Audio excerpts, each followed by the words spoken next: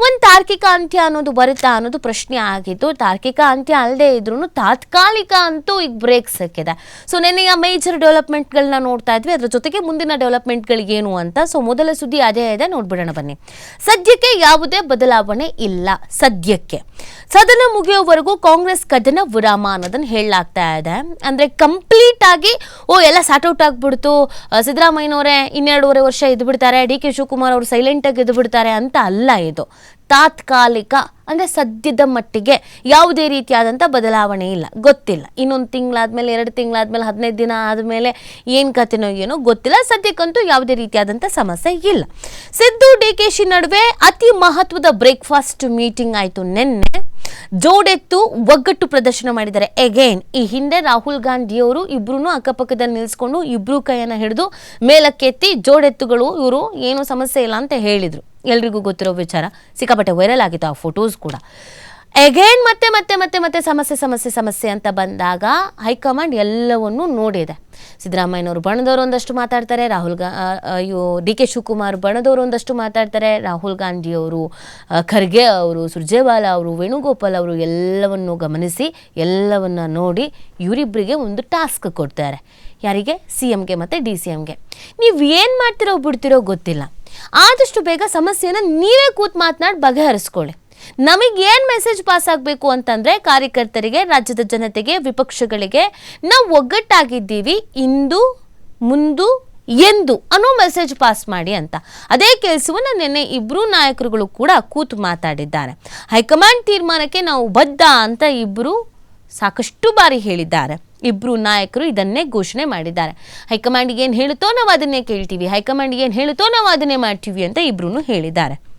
ಇದರ ನಡುವೆ ಈಗ ವಾಟ್ ನೆಕ್ಸ್ಟ್ ಅನ್ನೋದಲ್ಲ ಎಲ್ರಿಗೂ ಇರೋ ಕುತೂಹಲ. ಫೈನ್, ನೆನ್ನೆ ಎಲ್ಲ ಕೂತ್ಕೊಂಡ್ರು, ಡಿ.ಕೆ. ಶಿವಕುಮಾರ್ ಅವರು ಮಾತಾಡಿದ್ರು, ನನಗೆ ಯಾವ ಬಣನೂ ಇಲ್ಲ, SM ಕೃಷ್ಣ ಅವ್ರ ಕಾಲದಲ್ಲೇ ನಾನು ಬಣ ಎಲ್ಲ ಮಾಡಿಲ್ಲ, ನನಗಿರೋದು ಒಂದೇ ಒಂದು ಬಣ, ಅದು ಕಾಂಗ್ರೆಸ್ ಬಣ. ಸೋನಿಯಾ ಗಾಂಧಿ ಅವ್ರಿಗೆ ಏನು ಹೇಳ್ತಾರೋ ನಾನು ಅದನ್ನೇ ಕೇಳ್ತೀನಿ. DCM ಅಂತ ಹೇಳಿದಾಗ್ಲೂ ನಾನು ಏನು ಮಾತಾಡಿಲ್ಲ, DK ವೆಯ್ಟ್ ಅಂತ ಹೇಳಿದಾಗ್ಲೂ ನಾನು ಏನು ಮಾತಾಡಿಲ್ಲ, ಮುಂದೇನು ನಾನು ಏನು ಮಾತಾಡಲ್ಲ. ಆಮೇಲೆ ನೆನ್ನೆ ಸ್ಟೇಟ್ಮೆಂಟ್ ಕೂಡ ಕೊಟ್ಟರು, ರಾಜಕೀಯ ಗೀಚಕೀಯ ಏನಿಲ್ಲ, ಪಕ್ಷ ಬಲವರ್ಧನೆ, ಪಕ್ಷ ಸಂಘಟನೆ, ಇದಷ್ಟೇ ನನ್ನ ಉದ್ದೇಶ ಅನ್ನೋದನ್ನು ಹೇಳಿದ್ರು. ಇವನ್ ಸಿದ್ದರಾಮಯ್ಯನವರು ಕೂಡ ನಮ್ಮ ಮಧ್ಯೆ ಏನೂ ಸಮಸ್ಯೆ ಇಲ್ಲ, ಹಿಂದೆನೂ ಏನೂ ಸಮಸ್ಯೆ ಇಲ್ಲ, ಈಗಲೂ ನಮ್ಮ ಮಧ್ಯೆ ಏನೂ ಸಮಸ್ಯೆ ಇಲ್ಲ, ಮುಂದೆನೂ ನಮ್ಮ ಮಧ್ಯೆ ಏನೂ ಸಮಸ್ಯೆ ಬರಲ್ಲ, ನಾವಿಬ್ರು ಕೂತ್ಕೊಂಡು ಸ್ಟ್ರಾಟರ್ಜಿ ಮಾಡ್ತಿದ್ದೀವಿ ಅಂತಂದ್ರು. ಏನ್ರದು 2028 ಚುನಾವಣೆಗೆ ಇವರಿಬ್ರು ಈಗಲೇ ಸ್ಟ್ರಾಟರ್ಜಿ ಮಾಡ್ತಾ ಇದ್ದೀವಿ ಅನ್ನೋದನ್ನು ಅವ್ರು ಹೇಳಿದ್ರು. ಸೊ ಅಲ್ಲಿಗೆ ನಮ್ಮ ಮಧ್ಯದಲ್ಲಿ ಏನು ಗೊಂದಲ ಇಲ್ಲ, ಎಲ್ಲ ವಿಪಕ್ಷದ ಮೇಲೆ ಹಾಕ್ಬಿಟ್ರು.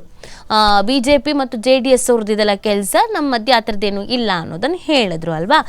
ಇದೆಲ್ಲದರ ನಡುವೆ ಈಗ ಎಲ್ರಿಗೂ ಇರೋ ಪ್ರಶ್ನೆ, ಮುಂದೆ ಏನು ಮಾಡ್ತಾರೆ ಇಬ್ರು, ಮುಂದೆ ಏನು ನಡೆಯುತ್ತೆ ಕಾಂಗ್ರೆಸ್ನಲ್ಲಿ ಅಂತ. ಒಂದಷ್ಟು ಪ್ಲಾನ್ಗಳಿದೆ ಅಥವಾ ಒಂದಷ್ಟು ಪಾಯಿಂಟ್ಸ್ಗಳಿದೆ, ಅದನ್ನು ನೋಡೋದಾದ್ರೆ ಸದ್ಯ ಅಸೆಂಬ್ಲಿ ಸಂಸತ್ ಅಧಿವೇಶನ ಮುಗಿಯೋವರೆಗೆ ನಾಯಕತ್ವ ವಿಚಾರಣೆ, ಈ ವಿಚಾರ ಏನಿದೆ ಅದಕ್ಕೆ ಬ್ರೇಕ್ ಹಾಕೋ ಸಾಧ್ಯತೆ ಇದೆ. ಈಗ ಹೆಂಗೋ ಅಸೆಂಬ್ಲಿ ಇದೆ ಅಲ್ವಾ, ಸುಮ್ಮನೆ ಎಲ್ಲರೂ ಬಾಯಿಗೂ ತುತ್ತಾಗೋದು ಬೇಡ. ಅಯ್ಯೋ ಅಲ್ಲಿ ನೋಡಿ ಹಂಗಾಯಿತು, ಕಾಂಗ್ರೆಸ್ಸಿಗೆ ಹಿಂಗಾಯಿತು ಅಂತ ಹೇಳೋದು, ಅಥವಾ ವಿಪಕ್ಷದವ್ರು ಬಾಯಿ ಬಡ್ಕೊಳ್ಳೋದು, ನೀವು ಸರಿ ಇಲ್ಲ, ನಿಮ್ಮಲ್ಲೇನೆ ಹೊಂದಾಣಿಕೆ ಇಲ್ಲ ಅಂತ ಕಾಂಗ್ರೆಸ್ಸನ್ನು ಇಕ್ಕಟ್ಟಿಗೆ ಸಿಲುಕಿಸೋದು, ಈ ಥರದ್ದು ಯಾವುದು ಬೇಡ ಅಂತ ಈ ಅಧಿವೇಶನ ಪ್ರಾರಂಭ ಆಗೋಕ್ಕಿಂತ ಮುಂಚೆನೇ ಈ ಪ್ರೆಸ್ ಮೀಟ್ ಮಾಡಿಸಿರೋದು. ಸೊ ಹಾಗಾಗಿ ಈ ಅಧಿವೇಶನ ಮುಗಿಯೋವರೆಗೂ ಯಾವುದೂ ಚರ್ಚೆ ಆಗಲ್ಲ ಅಂತ. ಇನ್ನೊಂದು, ಆಳದಲ್ಲಿ ಕುದಿತಾ ಇರುವ ಲಾವರಸ ತಣ್ಣಗಾಗಿಸೋಕೆ ಹೈಕಮಾಂಡ್ ಕಸರತ್ತನ್ನು ಮುಂದುವರಿಕೆ ಮಾಡುತ್ತೆ. ಸೊ ಇಬ್ರು ಕೂತು ಮಾತಾಡಿಸುವಂಥದ್ದು, ಬಗೆಹರಿಸುವಂಥದ್ದು, ಇಲ್ಲ ಹೀಗಾಗತ್ತೆ, ನೀವಿಲ್ಲ ಅಂದರೆ ಹೀಗಾಗತ್ತೆ, ನೀವಿಲ್ಲ ಅಂದರೆ ಹೀಗಾಗತ್ತೆ, ಪಕ್ಷದ ಮೇಲೆ ಇಷ್ಟು ಮಟ್ಟಿಗೆ ಡ್ಯಾಮೇಜ್ ಆಗತ್ತೆ ಅನ್ನೋದನ್ನು ಹೇಳೋದು. ಮತ್ತೊಂದು, ಸಿದ್ದು ಅಥವಾ DKಶಿ ಯಾವುದೇ ಒಬ್ಬ ನಾಯಕರ ಪರ ನಿಲ್ಲುವ ಮನಸ್ಥಿತಿಯಲ್ಲಿ ವರಿಷ್ಠರು ಇಲ್ಲ. ನಾವು ಸಿದ್ದರಾಮಯ್ಯನವ್ರ ಪರವಾಗಿ ನಿಲ್ತೀವಿ ಅಂತಲೂ ವರಿಷ್ಠರು ಹೇಳಕ್ಕೆ ರೆಡಿ ಇಲ್ಲ, ನಾವು DK ಪರವಾಗಿ ನಿಂತ್ಕೊಳ್ತೀವಿ ಅಂತ ಹೇಳೋದಕ್ಕೂ ವರಿಷ್ಠರು ರೆಡಿ ಇಲ್ಲ. ಸದ್ಯದ ದೇಶದಾದ್ಯ ಕಾಂಗ್ರೆಸ್ನ ಪರಿಸ್ಥಿತಿಯನ್ನು ನೋಡಿದಾಗ ಒಬ್ಬ ವ್ಯಕ್ತಿಯ ಹಿಂದೆ ಸ್ಟ್ಯಾಂಡ್ ತೆಗೆದುಕೊಳ್ಳೋದಕ್ಕೆ ಕಾಂಗ್ರೆಸ್ ನಾಯಕರು ರೆಡಿ ಇಲ್ಲ. ನಾನು ನಿನ್ನೆನೂ ಕೂಡ ಇದನ್ನೇ ಹೇಳ್ತಾ ಇದ್ದೆ, ಸಿದ್ದರಾಮಯ್ಯನವರು ಅವರದ್ದೇ ವ್ಯಕ್ತಿತ್ವದಲ್ಲಿ ವರ್ಚಸ್ಸನ್ನು ಹೊಂದಿರೋದು, ಅವರಿಗೆ ಅವರದ್ದೇ ಆದಂಥ ಸ್ಪೆಷಾಲಿಟಿ ಇದೆ, ವ್ಯಕ್ತಿತ್ವ ಇದೆ, ನಾಯಕತ್ವದ ಗುಣ ಇದೆ. ಇವನ್ DK ಶಿವಕುಮಾರ್ ಅವ್ರಿಗೂ ಕೂಡ ಅವರದ್ದೇ ಆದಂಥ ವ್ಯಕ್ತಿತ್ವ ಇದೆ. ಹೈಕಮಾಂಡ್ ಏನೇ ಹೇಳಿದ್ರು ಅದನ್ನು ನಿಭಾಯಿಸುವ, ಎಂಥದ್ದೇ ಕಷ್ಟ ಆದ್ರೂ ಕೂಡ ಅದನ್ನು ಎದುರಿಸುವಂಥ ಶಕ್ತಿ, ಕೆಪಾಸಿಟಿ, ತಾಕತ್ತು ಇರೋದು DK ಶಿವಕುಮಾರ್ ಅವ್ರಿಗೆ. ಸೊ ಆ ಕಾರಣಕ್ಕಾಗಿ DK ಶಿವಕುಮಾರ್ ಅವ್ರಿಗೂ ಕೂಡ ಅವರದ್ದೇ ಆದ ವ್ಯಕ್ತಿತ್ವ ಇದೆ. ಇಬ್ಬರನ್ನೂ ಬಿಟ್ಕೊಡೋದಕ್ಕೆ ರೆಡಿ ಇಲ್ಲ ಇಬ್ರು ಪರವಾಗೂ ನಿಲ್ಲುವಂತಹ ನಿರ್ಧಾರದಲ್ಲಿ ಹೈಕಮಾಂಡ್ ಇದೆ. ಮತ್ತೊಂದು, ಏನೇ ತೀರ್ಮಾನಿಸಿದ್ರು ಇಬ್ಬರನ್ನೂ ಕರೆಸಿ ಮಾತನಾಡಿ ಸರ್ವಸಮ್ಮತ ಸಂಧಾನ ಸೂತ್ರಕ್ಕೆ ವರಿಷ್ಠರು ಆದ್ಯತೆ ನೀಡೋದು.